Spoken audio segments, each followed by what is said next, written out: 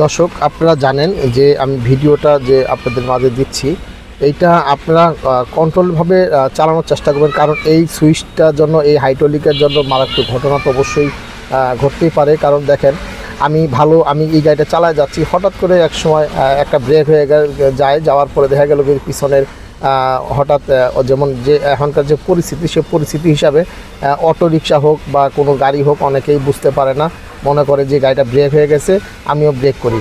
কিন্তু অনেক সময় দেখা গেল কি যে ব্রেকটা তাদের ঠিক রাখতে পারে না, হঠাৎ করে এসে গাড়িটা লাগাই দিতে পারে।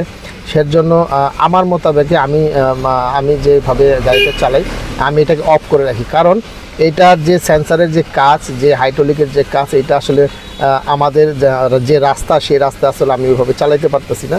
কারণ প্রত্যেক মুহূর্তের ভিতরে এটা বারবার ব্রেক হয়ে যাচ্ছে, ব্রেকে কাজ করতেছে, এটা হাইড্রোলিকে কাজ করে।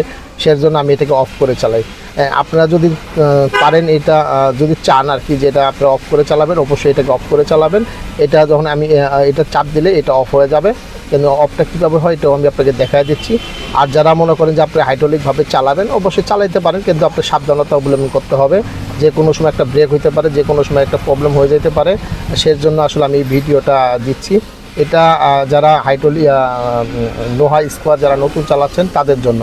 তারা অনেক গাড়িতে এই ধরনের সেন্সারগুলো আছে, যারা কাজ করতে পারেন না। সেজন্য আমি এই সেন্সারটা দেখাই দিচ্ছি যে এই সেন্সারটা কী কাজ করে। চলুন আমরা পরবর্তী লাইভটা দেখাচ্ছি আপনাদেরকে।